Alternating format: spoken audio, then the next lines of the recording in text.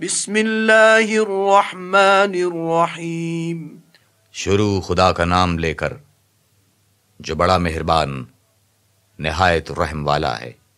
یہ ایک سورت ہے جس کو ہم نے نازل کیا اور اس کے احکام کو فرض کر دیا، اور اس میں واضح المطالب آیتیں نازل کیں تاکہ تم یاد رکھو۔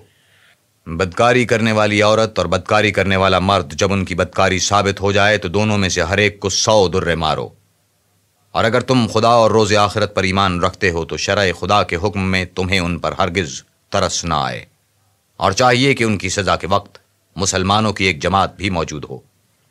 بدکار مرد تو بدکار یا مشرک عورت کے سوا نکاح نہیں کرتا، اور بدکار عورت کو بھی بدکار یا مشرک مرد کے سوا اور کوئی نکاح میں نہیں لاتا، اور یہ یعنی بدکار عورت سے نکاح کرنا مومنوں پر حرام ہے۔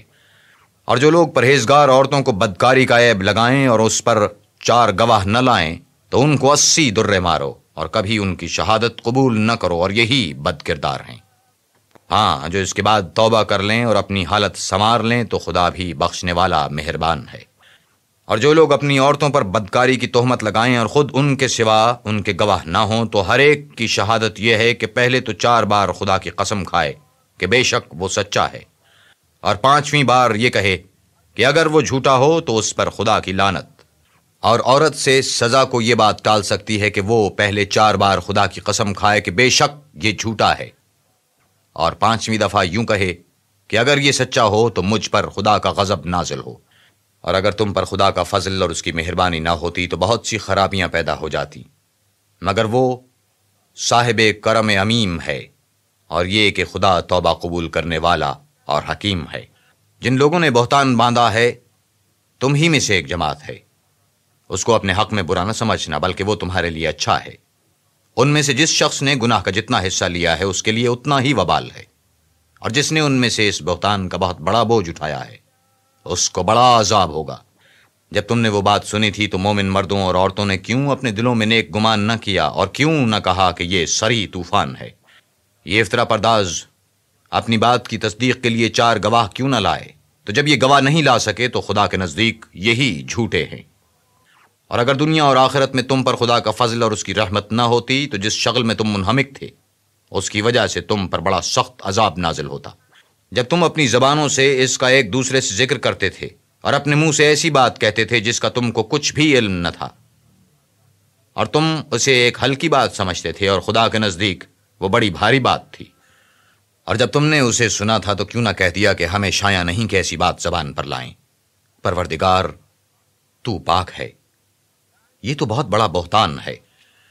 خدا تمہیں نصیحت کرتا ہے کہ اگر مومن ہو تو پھر کبھی ایسا کام نہ کرنا، اور خدا تمہارے سمجھانے کے لیے اپنی آیتیں کھول کھول کر بیان فرماتا ہے، اور خدا جاننے والا اور حکمت والا ہے۔ جو لوگ اس بات کو پسند کرتے ہیں کہ مومنوں میں بے حیائی یعنی تہمت بدکاری کی خبر پھیلے، ان کو دنیا اور آخرت میں دکھ دینے والا عذاب ہوگا، اور خدا جانتا ہے اور تم نہیں جانتے۔ اور اگر تم پر خدا کا فضل اور اس کی رحمت نہ ہوتی تو کیا کچھ نہ ہوتا، مگر وہ کریم ہے، اور یہ کہ خدا نہایت مہربان اور رحیم ہے۔ مومنو، شیطان کے قدموں پر نہ چلنا، اور جو شخص شیطان کے قدموں پر چلے گا تو شیطان تو بے حیائی کی باتیں اور برے کام ہی بتائے گا۔ اور اگر تم پر خدا کا فضل اور اس کی مہربانی نہ ہوتی تو ایک شخص بھی تم میں پاک نہ ہو سکتا، مگر خدا جس کو چاہتا ہے پاک کر دیتا ہے، اور خدا سننے والا اور جاننے والا ہے۔ اور جو لوگ تم میں صاحب فضل اور صاحب وسعت ہیں وہ اس بات کی قسم نہ کھائیں کہ رشتہ داروں اور محتاجوں اور وطن چھوڑ کر جانے والوں کو کچھ خرچ پات نہیں دیں گے۔ ان کو چاہیے کہ معاف کر دیں اور درگزر کریں۔ کیا تم پسند نہیں کرتے کہ خدا تم کو بخش دے؟ اور خدا تو بخشنے والا مہربان ہے۔ جو لوگ پرہیزگار اور برے کاموں سے بے خبر اور ایماندار عورتوں پر بدکاری کی تہمت لگاتے ہیں ان پر دنیا اور آخرت دونوں میں لعنت ہے، اور ان کو سخت عذاب ہوگا، یعنی قیامت کے روز، جس دن ان کی زبانیں اور ہاتھ اور پاؤں سب ان کے کاموں کی گواہی دیں گے۔ اس دن خدا ان کو ان کے اعمال کا پورا پورا اور ٹھیک بدلہ دے گا، اور ان کو معلوم ہو جائے گا کہ خدا برحق اور حق کو ظاہر کرنے والا ہے۔ ناپاک عورتیں ناپاک مردوں کے لیے ہیں، اور ناپاک مرد ناپاک عورتوں کے لیے، اور پاک عورتیں پاک مردوں کے لیے ہیں، اور پاک مرد پاک عورتوں کے لیے۔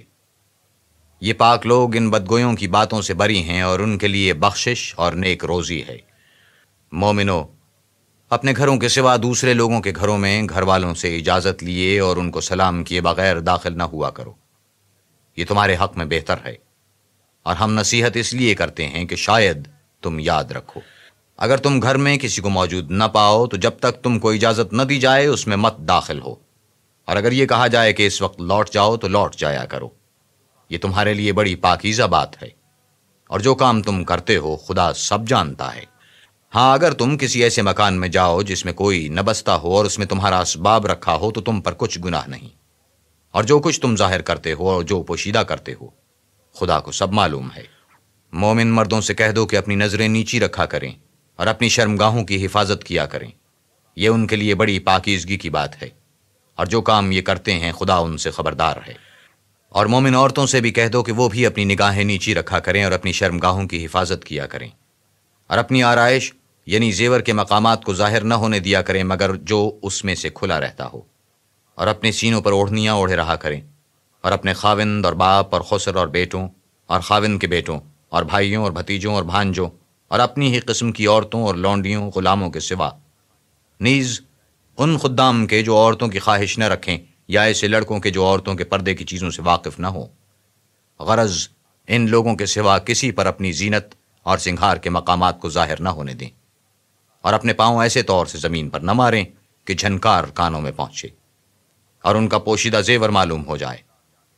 اور مومنو، سب خدا کے آگے توبہ کرو تاکہ فلاح پاؤ، اور اپنی قوم کی بیوہ عورتوں کے نکاح کر دیا کرو، اور اپنے غلاموں اور لونڈیوں کے بھی جو نیک ہوں نکاح کر دیا کرو۔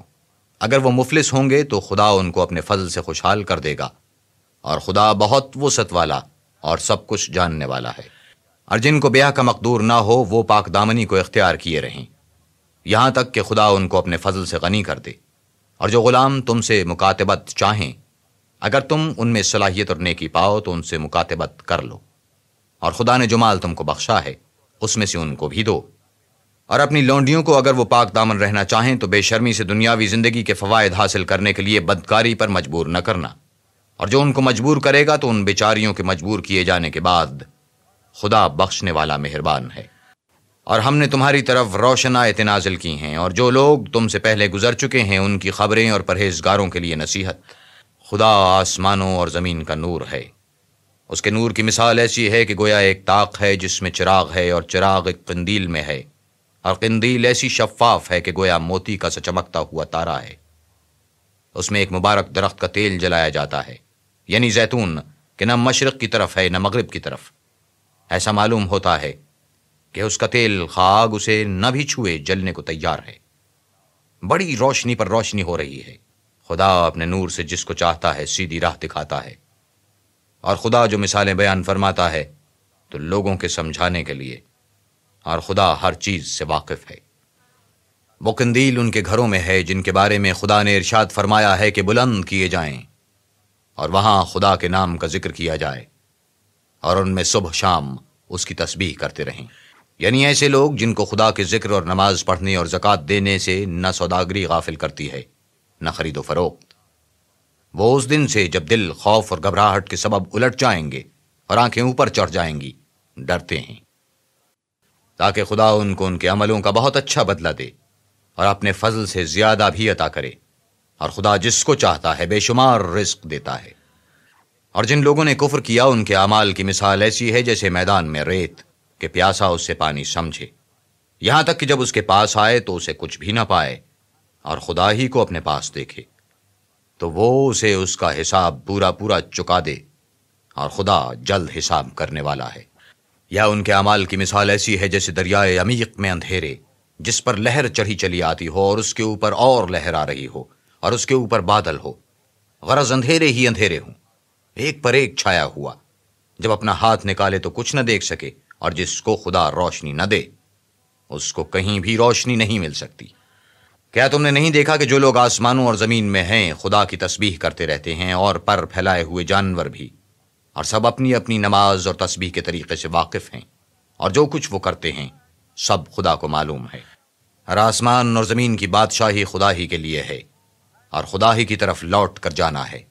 کیا تم نے نہیں دیکھا کہ خدا ہی بادلوں کو چلاتا ہے، پھر ان کو آپس میں ملا دیتا ہے، پھر ان کو تہ بتہ کر دیتا ہے، پھر تم دیکھتے ہو کہ بادل میں سے مہ نکل کر برس رہا ہے، اور آسمان میں جو اولوں کے پہاڑ ہیں ان سے اولے نازل کرتا ہے، تو جس پر چاہتا ہے اس کو برسا دیتا ہے اور جس سے چاہتا ہے ہٹا رکھتا ہے۔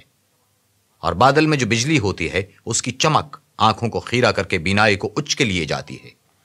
خدا ہی رات اور دن کو بدلتا رہتا ہے، اہل بصارت کے لیے اس میں بڑی عبرت ہے۔ اور خدا ہی نے ہر چلنے پھرنے والے جاندار کو پانی سے پیدا کیا، تو ان میں سے بعض ایسے ہیں کہ پیٹ کے بل چلتے ہیں، اور بعض ایسے ہیں جو 2 پاؤں پر چلتے ہیں، اور بعض ایسے ہیں جو 4 پاؤں پر چلتے ہیں۔ خدا جو چاہتا ہے پیدا کرتا ہے، بے شک خدا ہر چیز پر قادر ہے۔ ہم ہی نے روشن آیتیں نازل کی ہیں، اور خدا جس کو چاہتا ہے سیدھے رستے کی طرف ہدایت کرتا ہے۔ اور بعض لوگ کہتے ہیں کہ ہم خدا پر اور رسول پر ایمان لائے اور ان کا حکم مان لیا، پھر اس کے بعد ان میں سے ایک فرقہ پھر جاتا ہے، اور یہ لوگ صاحب ایمان ہی نہیں ہیں۔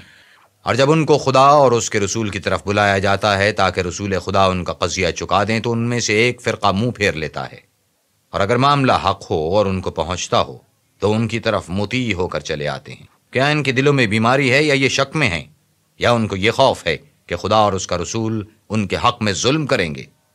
نہیں، بلکہ یہ خود ظالم ہیں۔ مومنوں کی تو یہ بات ہے کہ جب خدا اور اس کے رسول کی طرف بلائے جائیں تاکہ وہ ان میں فیصلہ کریں، تو کہیں کہ ہم نے حکم سن لیا اور مان لیا، اور یہی لوگ فلاح پانے والے ہیں۔ اور جو شخص خدا اور اس کے رسول کی فرما برداری کرے گا اور اس سے ڈرے گا، تو ایسے ہی لوگ مراد کو پہنچنے والے ہیں۔ اور یہ خدا کی سخت قسمیں کھاتے ہیں کہ اگر تم ان کو حکم دو تو سب گھروں سے نکل کھڑے ہوں۔ کہہ دو کہ قسمیں مت کھاؤ، پسندیدہ فرما برداری درکار ہے، بے شک خدا تمہارے سب اعمال سے خبردار ہے۔